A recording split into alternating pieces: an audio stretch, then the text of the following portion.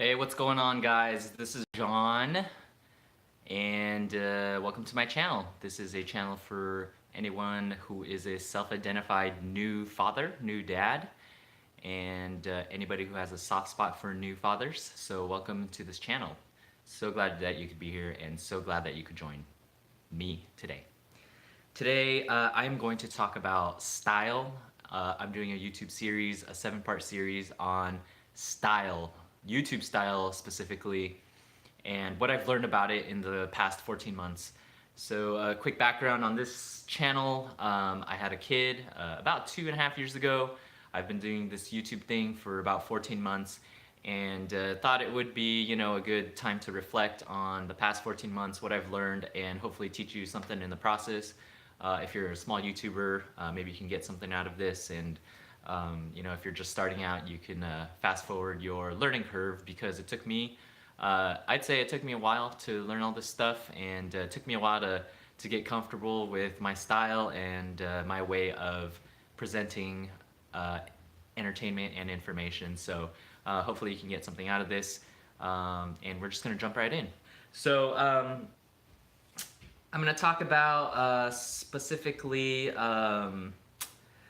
3 things. I'm going to talk about vlog style, and when I say vlog, I'm not talking about like Casey Neistat go out in public and just do whatever. When I say vlog, I'm really talking about a video blog, and so it could be a video journal, it could be someone in their living room saying things, it could be anything, like just anything video log. I'm gonna go into like details of what I've learned about vlogs, things that work maybe and things that don't work, and both types, right? Types that where you go out and do stuff out in public, and then types where you're just not outside, where you're inside in a studio, much like this, or living room somewhere in your house. And I'm gonna focus on solopreneurs, solo creators, not publishing houses. So, if you're a publishing house, this doesn't apply. Again, this is a small YouTube channel. I don't know much about publishing houses or, social media marketing content aggregators. And so, this is just from the perspective of a solo creator. So that's kind of like the first section that I'm going to cover, things that I've learned. The second thing I want to talk about is, just style as it relates to cinematography style. And I hesitate to use the word cinematography because, when you're a solo creator just starting out, you might not know much about it. I certainly don't know anything. Sorry, I shouldn't say that. I don't know much about it still to this day. And so I'll talk about that a little bit. And then I'm going to wrap it up with talking about numbers. So how your style, like the way you do things, can affect your numbers, from my experience. All right, so let's just dive right in. So vlogs, and by the way, I have my notes right here. That's why I keep looking down. So apologies for that. I'm not fancy. I don't have a teleprompter, and So, anyways, lifestyle vlogs. So vlogs where it's made out or presented to to be you as a viewer. You're just joining someone along in their day. So when I think about J House vlogs, or who else is in this? J House, MAZELEE, Beleaf in Fatherhood, where he's in his living room, and where Glenn is in his living room, just kind of telling a story about what happened that day. Whether it's like Raya can't find his shoes, or Theo steals from someone. Lifestyle vlogs, right? It's hard to break out right now doing a lifestyle vlog. Let's just put that out there real quick. The vlogs that are have numbers today have been doing it for a while, 10 years. So it's hard to do it in 2018. It is doable, but it's hard from my experience. So just something to consider if you're wondering, like, hey, my life is kind of interesting, should I just take a camera around and do that? You can do it, but it's hard. Just keep that in mind.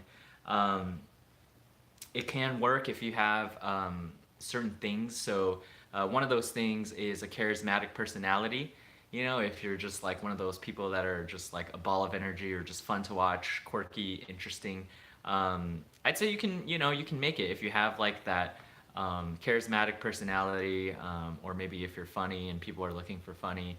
I think about Evelyn from the internets. I think about shoot, what's that girl's name? I forget, but I'll remember and I'll link it up here. Um, it's someone that Casey Neistat referred, you know, referenced. Anyways, Casey Neistat, intriguing personality, at least you know in his vlogs. Peter McKinnon, very intriguing energy. So yeah, if you have that kind of personality, you know you can make it work. If you know my channel, it's about fatherhood, and it's you know it's from the perspective of a normal dude who has a full-time job, normal family, and so I don't consider myself to have an intriguing personality or charismatic personality. So I don't fall in that bucket, and if you don't fall in that bucket, it's gonna be very hard for you to break out too. So just keep that in mind.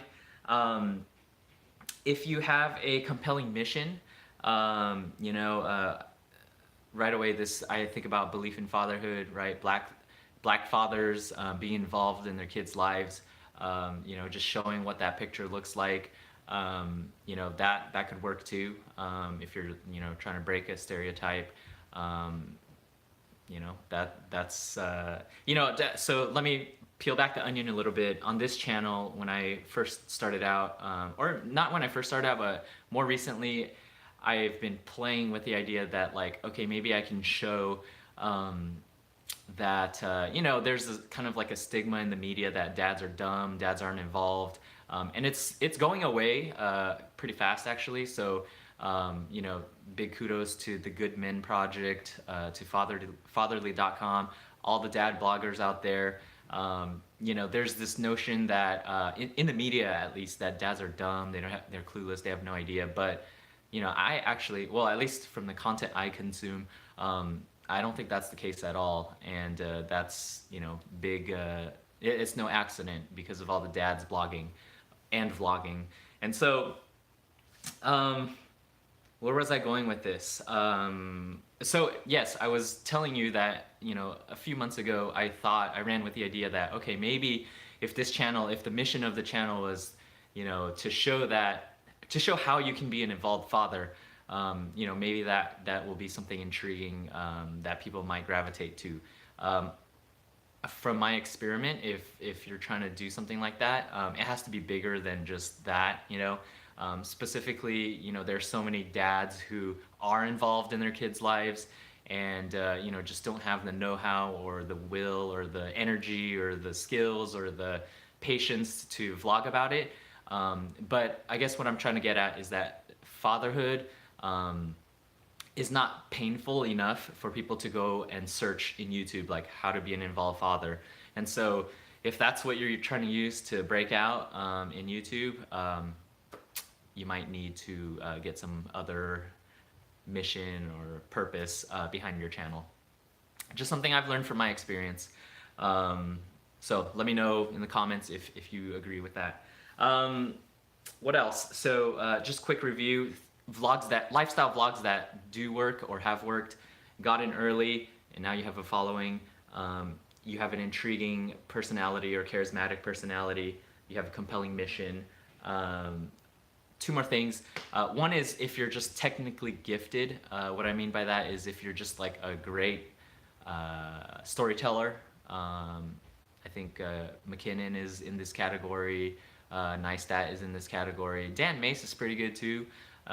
You know, if you're just like a great storyteller, you know, like you're like that uncle or that grandpa that, you know, you could just sit around and he could be telling you stories all day, you know, studying like the progression of like you know, a story, you know, beginning, middle, end. I tried that also, and it's very hard. It's very difficult. For me, that's one of the most fun things when creating a video blog. I love traveling and carrying my camera around, and just kind of putting a story together around what happens, especially when we're on vacation, especially so like if you look back at the Hawaii video or the Taiwan video, for those, those are very like deliberate, very like, I'm gonna write a script and it's gonna go sort of like this, and it's gonna be a video based on that. Very fun. It's a great hobby. And I'll get into this a little bit later, but it's very hard to be present when you're doing that because you're just basically like scanning, looking for content to fit your story, right? So that's the first thing that's hard about that. The second thing about that is that it's very closed-ended, right? You have this like vision of what you want in your mind, and then you go out and you experience things, and you're just, again, looking for pieces to fit into your story, but you might not find what you're looking for, so you'll have to adjust. And I forgot if I said this already, sorry, but you're not present, because you're just like thinking about like, okay, I need a scene where Zachary cries and gets frustrated, and so like it's like that your mind is just consumed with that. My mind is consumed with that. So it was fun. I think I might still do that when I go out and stuff, but the whole like script writing before and then finding shots to match that, that's gonna go away. I think as I develop my skills as a storyteller and as an editor, I will make it a little bit more organic, like not have a storyline beforehand, just go out, film different things, and then just put a story around that. So Beleaf, Glenn just talked about that recently in his last live, and I think that's the next step that I gotta take. I mean, also just on a logistical note, it's very fabricated, right? Because it's like, it's not real life. In real life, you don't just start your day out and you go out and you're like, okay, today, my life is gonna be like this, and I'm gonna go to this coffee shop, and I'm gonna order this, and then, I'm gonna sit down. It just doesn't work like that. There's a bunch of unknown factors that happen in life, and so it's a little bit fabricated. I'm pretty sure that Neistat has somewhat of a script in his mind too, but he's just such a great storyteller that he makes it seem seamless, and makes it seem like effortless, and makes it seem like that's how his day really went. So anyways, just a side note on that, if you're really gifted in the art of storytelling, definitely that's a good skill to have if you want to do a lifestyle vlog. And then the last thing is if you just have an intriguing lifestyle. So this is like, if you were to like be hanging out with like, I don't know, Kim Kardashian, following the Kardashians, or what's the show called? Keeping Up with the Kardashians. You want to know like, oh, what does this celebrity live like? What's it like to hang out with Steph Curry? Or insert, whoever you're interested in. I mean, that's just a natural like, oh shoot, I wonder, like, there's a natural interest, right? It's like, oh, they're already famous, I want to know what they live like. I want to know what it's like flying first class all over the world, things that you don't necessarily have access to. That could be an interesting topic for a vlog. So I encourage like all the business travelers who like are traveling all over the world, you should start vlogging, because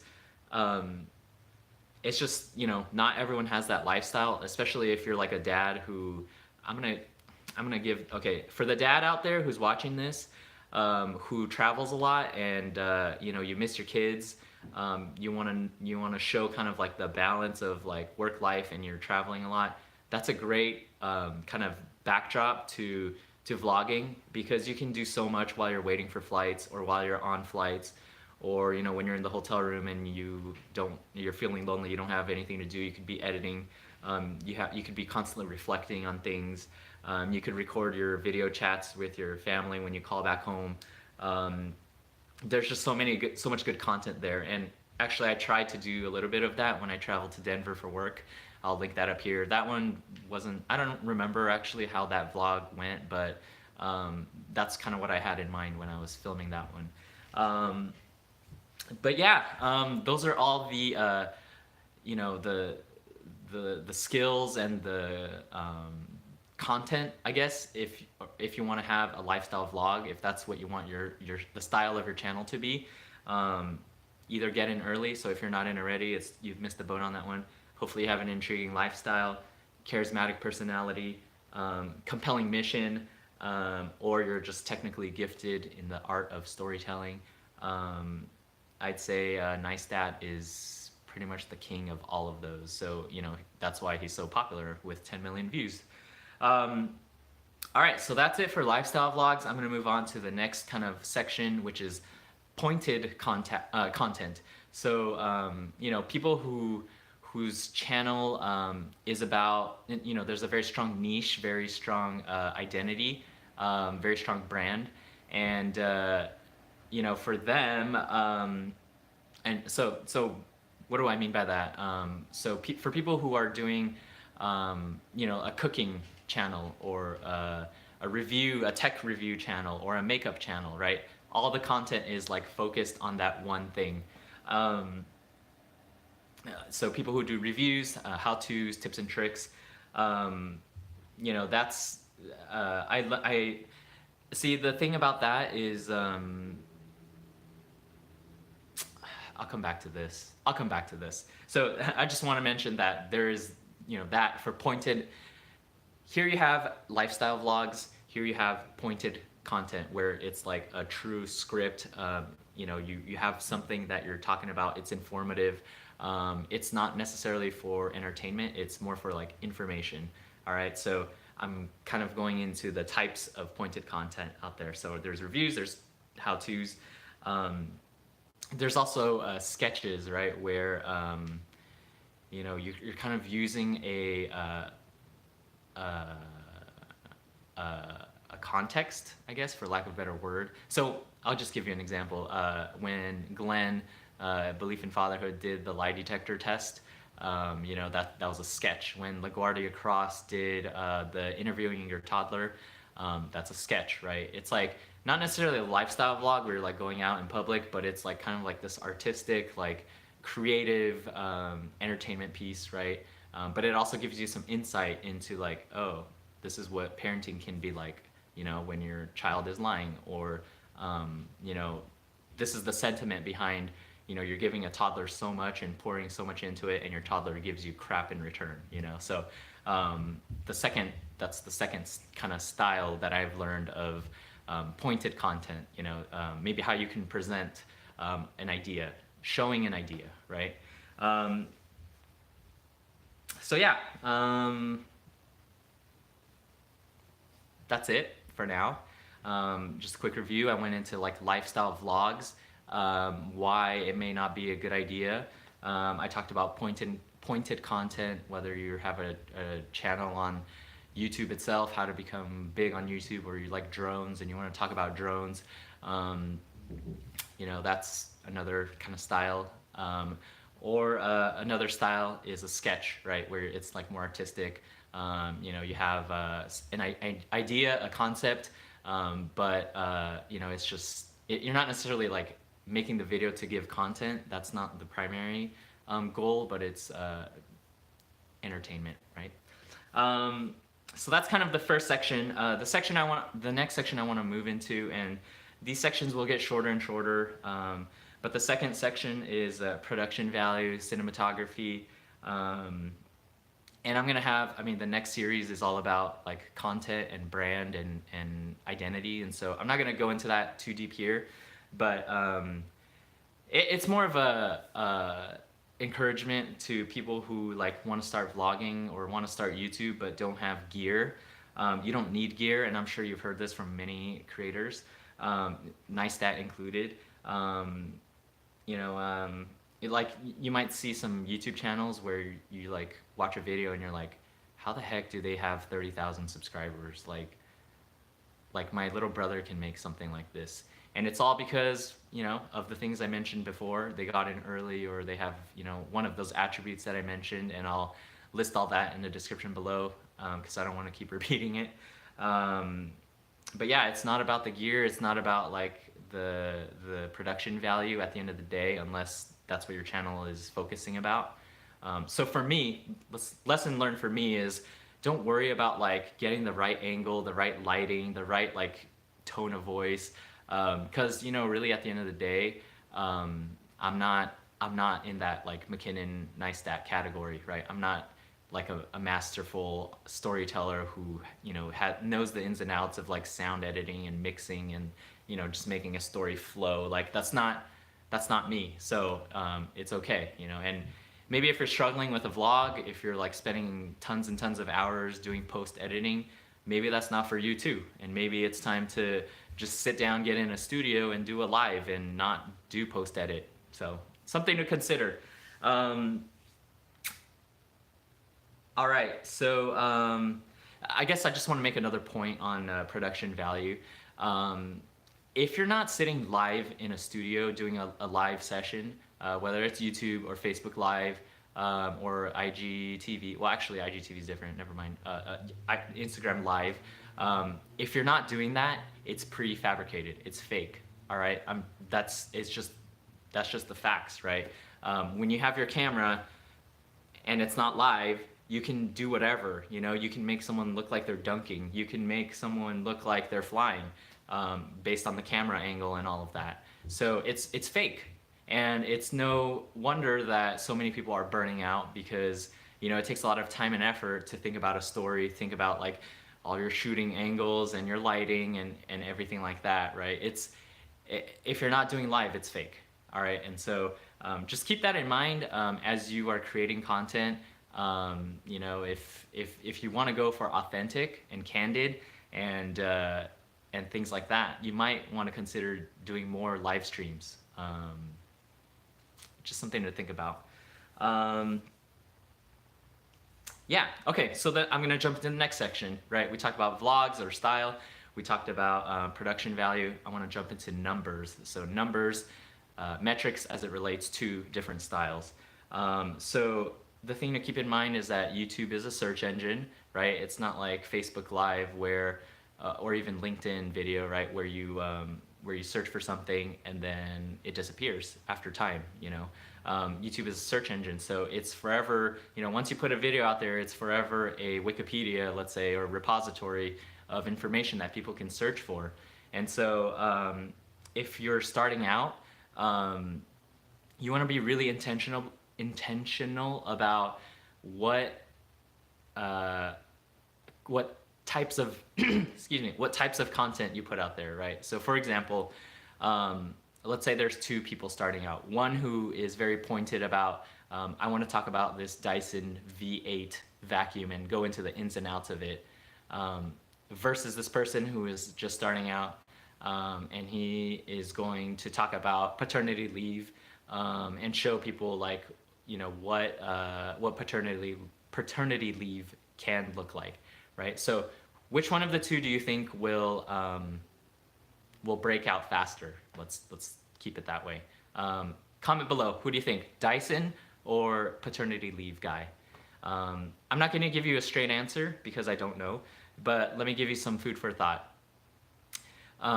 As I mentioned, YouTube is a repository, and so the guy doing the Dyson V8 vacuum video, he can do very specific keyword searches.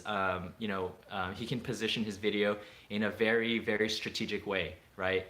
Best handheld vacuums of 2018. Like, that's something somebody will search. Best Dyson value cleaner. That's something somebody would search. Dyson V8 versus other vacuums, pros and cons. Or even Dyson V8 pros and cons, right? Like, those are things that people are searching for and want, and maybe that's something that you can help with, right? And so when I think about this, I think of Dadverb, who awesome tech reviewer, baby tech reviewer. He does more than that, but you know, that's, I'd say, his strong suit. Andrew, that's your strong suit, I'd say. Parent Pacifier, Dan Norton, you know, excellent baby gear review type channels. They do more than that, but you know, it's no coincidence that their channels have grown very fast, and congrats guys, you guys are awesome. Keep up the good work. So this is the first bucket. Let's say you're trying to go in the second bucket, right? So you want to show people what paternity leave is like. That's cool.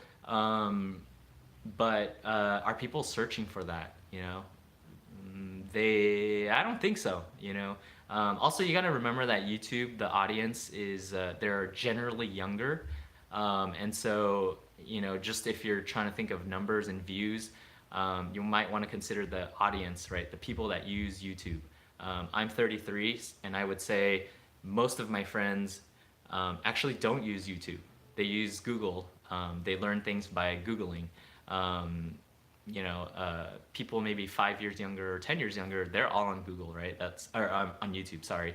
You know, whether it be watching Fortnite videos or whatever it is, right? Nice that.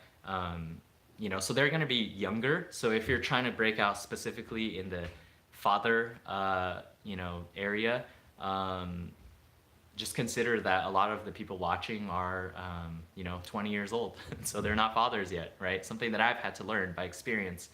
And so going back to my original question, who's gonna grow faster? Well, that's hard to say, right? Definitely this person with doing the Dyson video, he or she's better positioned to get more views, get more subscribers, because of the sheer number of searches that are happening, you know, on the keywords. But consider this. Consider the competition, right? So even though this Dyson thing, or this insert your product here, is more searched, more heavily searched than this other thing, there are channels and brands out there that are doing these videos already. And if they're better than you, if they have better content, better production value, just more subscribers to begin with, the algorithm is going to rank them higher, right? So you really got to make your content awesome, stand out, and then also two, you gotta somehow find a good way to rank your video so that it shows up in the top search results and people click on it. So if you want to learn all about that, I highly recommend VRA, Video Ranking Academy. There's also other stuff out there, stuff by Roberto Blake, Sonny Lenarduzzi, Nick Nimmin. There's a bunch of stuff out there. Amy TV, Amy Schmidt, yeah, Amy TV. So if you want to learn about that, if you want to kind of fast forward or hyper, whatever, what's the term? If you want to, yeah, if you want to fast forward your growth or your knowledge, shorten the learning cycle, the learning curve, I'd recommend those resources. I'll link them all in the description below. So let me jump into this other thing, paternity leave, right? It's not inherently searched as much to begin with. However, if your content is great and you fit all the things that I mentioned earlier, you know, sure, there are less people, but then that means there's less competition, right? And so maybe somebody isn't a dad and isn't necessarily searching for content related to paternity leave, but maybe in your paternity leave video you mentioned like, oh, but this Amcrest camera is like really good, you know, and I don't know, maybe you make a video that like talks about this camera, but it's related to paternity leave, like, oh, you know, if I didn't have this camera, I wouldn't be able to be so productive in my paternity leave. I don't know, something like that. And you know, maybe people who are searching Amcrest stumble upon your video, and even though they might not be dads or fathers or even taking paternity leave, they stumble upon your content and they're like, wow, this is really cool. You know, someday I want to be a dad, you know, or like, oh shoot, like my cousin has, you know, is looking for a camera, and you know, Amcrest, you know, you're talking about Amcrest, so let me send this link to them. So maybe that person, even though people aren't searching for paternity leave, if you angle it a certain way, you might be able to grow. So that's what I've been trying to do with mixed success. So keep that in mind. So for example, the Maui video, right? It was a vlog, a story that I had to begin with. Same with the Taiwan video. It was a script that I had that I wanted to run with. But the way I positioned it was like best things to do in Maui, best beaches to go with a toddler, best things to do in Taiwan. And it gets views, and it's just a sneaky way to, you know, to not game the system, but you know, it's a sneaky way to position your videos. I guess the last thing I have for you is, you know, you just got to find your own thing. You got to find your style, and the only way to do that is to try different styles and, you know, just put in the work. It's worth it, I'd say. Obviously, I'm biased because I'm doing it. I'm gonna give you a number: 100 videos. Publish 100 videos, and after 100 videos, I'd say you'll start to get a sense of what style works for you, what feels right.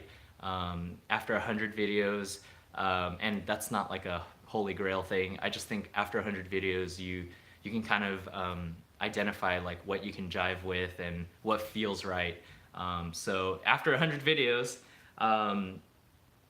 you know, I'd say that I found my style is not to be like go out in public and vlog. I used to do that a lot, and it was embarrassing and it was just awkward, right? But some people like that and are good at that. That's not me.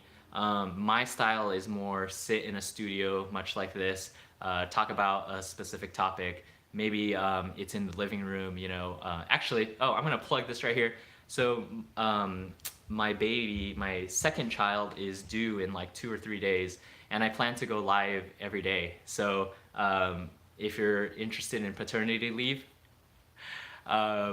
consider subscribing here and hit the bell icon, because I'll be, you know, I'm gonna be taking this camera right here and following me around. I'm thinking 1 p.m. Pacific time every day, so I'll just do it for like a half hour just to show you what paternity leave is like, or can be like.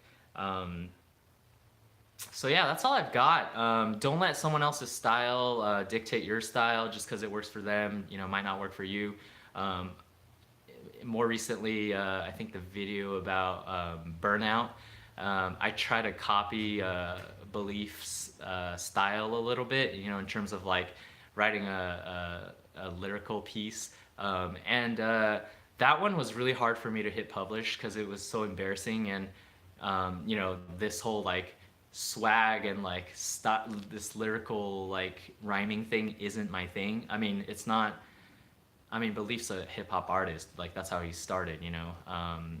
And so, anyways, I had fun with that, and so that's a win for me. You know, it gave me a lot of satisfaction that I was so scared to hit publish on that one because, you know, my wife was cracking up at it, and I was cracking up at it, and I had doubts about it. But I'm so proud that I hit publish. That was like, good job, man. Yeah, I mean, I would have never known if I like it or don't like it if I didn't do that, right? By the way, one of the biggest things that I enjoy is, I'm not good at it, but I do enjoy like writing a piece, and performing it is kind of where it goes outside my comfort zone, but you know, you might see more of that here. Pick what gives you satisfaction. I deliberately chose not to do reviews because although it's helpful, although it would maybe help me grow my numbers more quickly, it's just not for me. Like, I don't enjoy writing a script about, you know, a product and doing the pros and cons and the features and all that. I just really don't like it. And so that's why, you know, it's just not for me. You'll know if it's for you or not, but it's just not for me. And so that's kind of the path and the choice that I've had to make. And as a result, maybe my numbers are, you know, more slow and stuff like that, but it's what feels right for me, and it's what gives me satisfaction. So anyways, I'm gonna close on that note. You know, just you do you, just be you, boo. You know, most of your content, and I'll get into this more later in the next video, the episode 5. You'll know what's right for you, and you know, it has a lot to do with who you are as a person. You know, you don't necessarily have to like go out and look for something to talk about. Like, if you reflect, you'll know what like matters to you and what you love to talk about and what your passion is. For me, that's fatherhood, and so, you know, you'll find it. All right, that's all I had. Thanks so much for watching. If you watched to this point, you know, comment below if this was useful to you. This was all for my fellow small YouTubers. You know, if you're a dad out there, that's cool. I'm glad you watched to this point. Consider subscribing if you want more content like this. Normally I talk about fatherhood, especially the new dad phase, from like when you're expecting to when your kid is 2 years old about. I have a son, he's 2.5, so I went through that once. I'm gonna have a daughter in a couple days, so I'm gonna do it again. And you know, eventually this channel is gonna morph. It's gonna go into like fatherhood, right? Because I'm not gonna be a new dad anymore, so I'm gonna be in a different life stage. So I guess that's the cliffhanger. All right, be the best version of yourself. Make it a great day, and I'll talk to you guys soon. Keep crushing it. Bye.